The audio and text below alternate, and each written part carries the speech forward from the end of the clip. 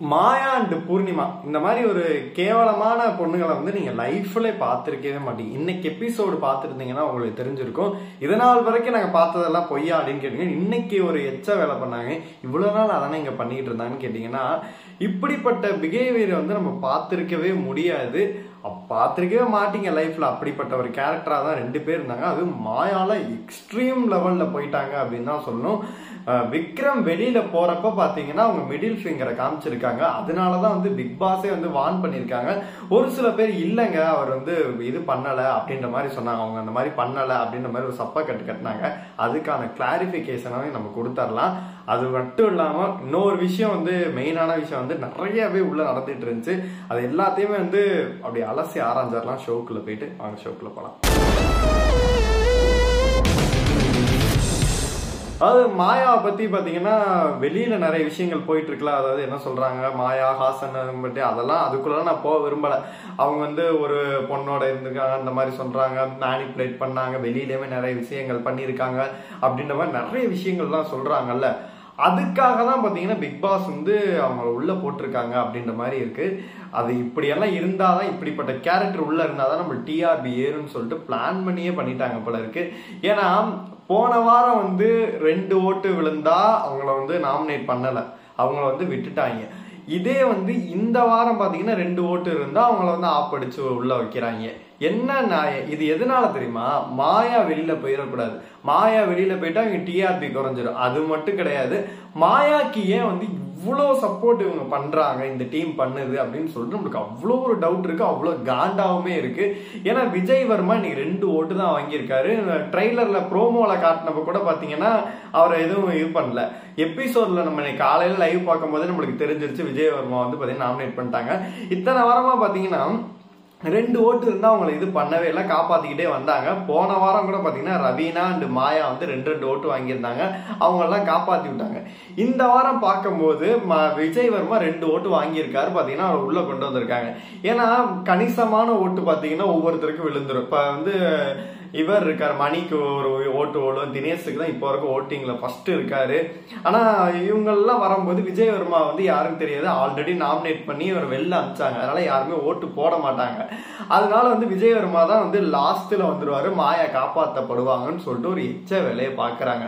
மக்களே, இப்ப மட்டும் நீங்க மாயாவை நிக்சனை விட்டுட்டீங்க. நிக்சனை கூட அவன் எப்படியோ போயிட்டு போறான், வெளில அனுப்பிச்சிடலாம். ஆனா இந்த சமயம் மட்டும் நீங்க மாயாவை விட்டுட்டீங்கன்னா கண்டிப்பா இவங்க வந்து ஃபைனல் கூட்டு போயிருவாங்க. நான் மாயாக்கு அகைன்ஸ்டா பேசுறேன்னு நீங்க தான் நினைக்க வேணாம். நீங்க எபிசோட் பார்த்துருந்தீங்கன்னா, இவ்வளவு நாள் நீங்க பார்த்துருந்தீங்கன்னா நல்லாவே தெரிஞ்சிருக்கும். பல வாரமா அதை டிமிக்கு கொடுத்துட்டு இருக்கு. நீங்க ஒருத்தரை தேர்ந்தெடுத்துக்கோங்க. நான் யாருக்கும் தான் நான் கேம்பெயின் எல்லாம் பண்ணவே இல்லை. ஒருத்தரை தேர்ந்தெடுத்து யாரை காப்பாத்துனா மாயா வெளியில போவான்னு சொல்லிட்டு உங்களுக்கு நல்லாவே தெரியும். அர்ச்சனா ரசிகர்கள் வந்து பாத்தீங்கன்னா கோடிக்கணக்கில் ஓட்டு போறீங்கன்னு தெரியுது. அவங்க எல்லாருமே இந்த வாரம் சிந்திச்சு பாத்தீங்கன்னா ஒருத்தரை வந்து எடுத்து அழகா ஓட் பண்ணி மாயாவை வெளித்தள்ளுற வேலையை பாருங்க அப்படின்னு தான் சொல்லணும். நேத்து விக்ரம் வெளியில போறப்ப வந்து பிக் பாஸ் வந்து ஒரு விஷயம் பண்ணாரு. அதாவது இந்த மாதிரி என்ன வச்சு போயிட்டு இருக்கும் போது எட்டி பாக்குறாங்க அப்படின்னு சொல்லிட்டு தான் நம்ம நினைச்சோம். ஏன்னா மணியுமே எட்டி பார்த்தாங்க, இவங்களுமே எட்டி பார்த்துட்டு இருந்தாங்க. அதுக்காக தான் இந்த மாதிரி வார்ன் பண்றான்னு நினைச்சோம். அப்படி இருக்கும் போது பாத்தீங்கன்னா மாயா வந்து திரும்பியும் பாத்தீங்கன்னா ஒரு விஷயம் சொல்லுவார். பிக் பாஸ் என்ன சொல்ல, திரும்பி இந்த மாதிரி பண்ணாதீங்கன்னு சொல்லிட்டு ஒரு இங்கிலீஷ் வேர்டு போட்டிருப்பாரு. நம்மளுக்கு வந்து ஒருவேளை எட்டி பார்த்ததுக்கு தான் அப்படின்ற மாதிரி தோணுச்சு. எட்டி பார்த்திருந்தா மணியையும் சேர்த்து சொல்லியிருக்கலாம் இந்த மாதிரிலாம் பண்ணாதீங்கன்னு சொல்லிட்டு. ஏன்னா 2 பேருமே தான் பண்ணாங்க. என்ன காரணம் அப்படின்னு கேட்டீங்கன்னா, இவங்க மிடில் ஃபிங்கர் வந்து இது பண்ணியிருக்காங்க. அதுக்கான என்ன அர்த்தம்னு சொல்லிட்டு உங்களுக்கு நல்லாவே தெரியும். நீங்க பார்த்து தெரிஞ்சுக்கோங்க. உங்களுக்கு தெரியாதவங்க யாருமே கிடையாது, அப்படி ஒன்றும் குழந்தை இறங்கிய கிடையாது. இது ஒரு சில பேர் இல்லப்பா நீ வந்து தப்பா சொல்ற, இவங்க அப்படியெல்லாம் பண்ணக்கூடிய கேரக்டர்கள்லாம் கிடையாதுப்பா அப்படின்னு சொன்னீங்கன்னா அதை விட முட்டாள் நம்மளா மட்டும்தான் இருக்கும். இது பண்ணக்கூடிய கேரக்டர் தான், வாயை திறந்து கூட சொல்லும். அந்த அப்படியே கூட்ட கேரக்டரா தான் இது இருக்கும். அதனால வந்து இவங்க பண்றதுக்கான வாய்ப்பு அதிகமாவே தான் இருக்கு. இவங்க இதெல்லாம் வேற எதுவும் பண்ணல அப்படின்னா அதுக்கு வான் பண்றாரு அப்படின்னா மணியும் அதே வேலையை தான் பார்த்தாரு, எட்டி பார்த்தாரு. அதனால வான் பண்ணிருக்கலாம் 2 பேரையும் சேர்த்து.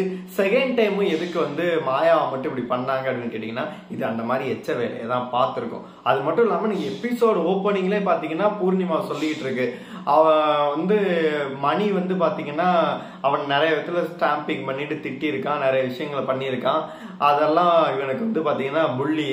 நாங்க வந்து பாத்தீங்கன்னா அவனை ஓட்டிட்டு காக்ரோச் இதெல்லாம் சொன்னோம், நாங்க பண்ணது புள்ளி கிடையாது, அவன் பண்றதுதான் புள்ளி அப்படின்ற மாதிரி சொல்றான். மணியோட கேரக்டர் நம்ம நல்லாவே தெரியும், உள்ள இருந்த கேரக்டர் நம்ம நல்லாவே தெரியும். விக்ரம் கூட கடைசி வரைக்கும் இப்ப கடைசியில் அட்டாச் இருந்தா மணியா மட்டும் தான் இருக்க முடியும். மச்சான் இப்படி பண்ணு, ஒரு ஃப்ரெண்ட்ஸுக்குள்ள எப்படி எந்த ஜோன்ல இருக்கு, இவன் போக மாட்டேங்கிறான், இப்படி எல்லாம் இருக்கான்னு சொல்லிட்டு ஒரு அட்வைஸா தான் பண்ணாங்க.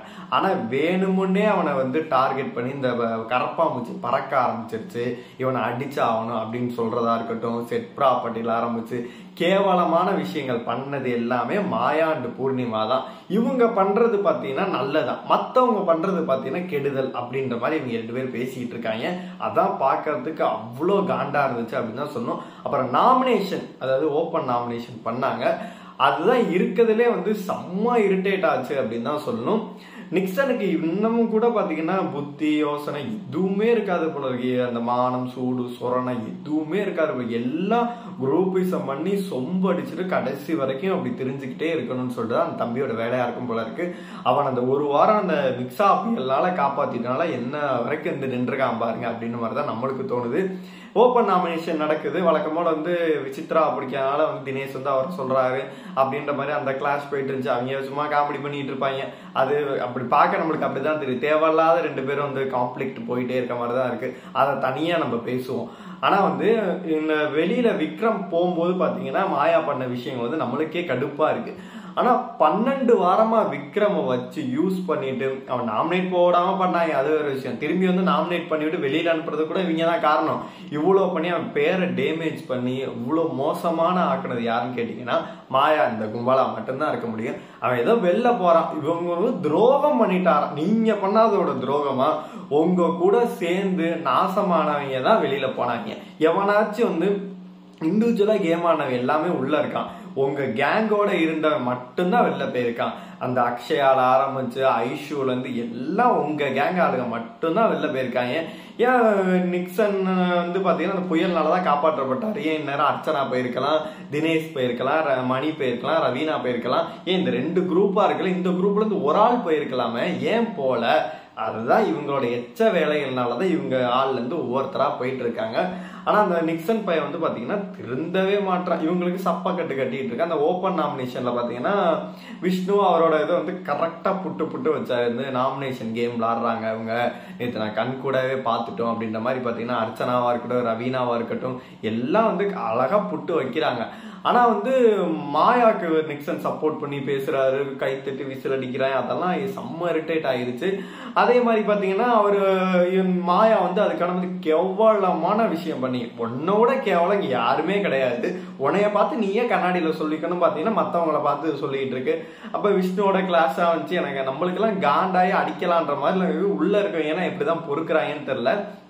அப்புறம் ஒரு விஷயம் பாத்தீங்கன்னா இந்த நாமினேஷன் முடிஞ்சோன்னே வந்து நம்ம அர்ச்சனாட்ட வந்து இவங்க கேட்கறாங்க. என்ன கேட்கறாங்க அப்படின்னு கேட்டீங்கன்னா, நீங்க என்ன கண்ணகி தங்கச்சியா அப்படின்ற மாதிரி கேட்கறாங்க. கண்ணகியை வந்து நம்ம எதுக்கு வந்து ஒரு மீன் பண்ணுவோம் அப்படின்னு கேட்டீங்கன்னா, ஒரு நல்லவங்க, அது மட்டும் இல்லாம அவங்களை நிரூபிக்கிறதுக்காண்டி, கற்பு கரசி அப்படின்றதுக்காண்டி நிரூபிக்கிறதுக்காண்டி, ஓப்பனா சொல்ல போனா தன்னை பத்தினியாக நிரூபிக்கிறதுக்காக பாத்தீங்கன்னா அவங்க வந்து பண்ணியிருப்பாங்க. அப்ப நீங்க கண்ணகியோட தங்கச்சின்னு சொல்லி அர்ச்சனாவை சொல்லும் போது நீங்க என்ன சொல்றாங்க, நீங்க பத்தினி நாங்க இல்லையா அப்படின்ற மாதிரி சொல்ல வராங்க. இது நான் சொல்லல, மாயா ஃபேன்ஸ் எல்லாம் போய் நோட் பண்ணிங்க. மாயா தான் இந்த வேர்ட்ஸை சொன்னாங்க, நம்ம எதுவுமே சொல்லவே இல்லை. இவங்க அந்த மாதிரி பேசுறாங்க. அதனால ஒன்னும் சொல்றதுக்கு இல்லை.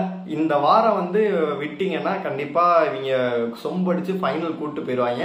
அதனால வந்து கண்டிப்பா வந்து எல்லாரும் பெரிய மனசு பண்ணி ஜோவிகாக்கு என்ன பண்ணீங்களோ அதை இந்த வாரம் மாயாக்கு பண்ணீங்கன்னா நல்லா இருக்கும்னு சொல்லிட்டு தான் எனக்கு தோணுது. உங்களுக்கு என்ன தோணுதோ மறக்காம கமெண்ட் பாக்ஸ்ல சொல்லுங்க. இந்த வீடியோ உங்களுக்கு பிடிச்சா லைக் பண்ணுங்க, ஷேர் பண்ணுங்க, கமெண்ட் பண்ணுங்க. மறக்காம டாக்ஸ் ஆஃப் சினிமாவை சப்ஸ்கிரைப் பண்ணுங்க.